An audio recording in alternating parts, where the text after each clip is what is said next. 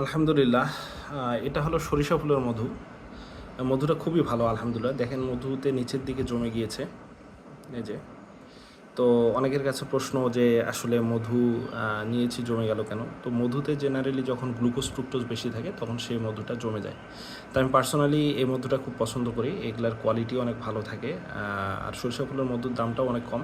এটা আমার পড়ার টেবিলে সবসময় থাকে। মানে আমি সবসময় মধু খাই। বলতে পারেন সারাদিনেই মোটামুটি মধু খাই। যখনই একটু আমার কাছে ভালো লাগে বা একটু কোনো কিছু খাইতে মন চাইলো তো আমি এই মধুটা খাই। তারপরে আমি চায়ের সাথেও মধু খাই। এই যে আমার চায়ের ফ্লাক্স এখানে, হ্যাঁ, পরের টেবিলের মধ্যে চায়ের ফ্লাক্স। তো দেখা যায় যে আমি কিন্তু চায়ের সাথে আপনার চেষ্টা করি মধু খাইতে, কারণ মধুতে অনেক আরোগ্য আছে আপনারা জানেন। তো ঠিক আছে, ভালো থাকবেন। আর মধু জমলে ভেজাল এই চিন্তাটা মাথার থেকে ঝেড়ে ফেলে দেবেন আর কি। আসসালামু আলাইকুম রহমতুল্লাহ।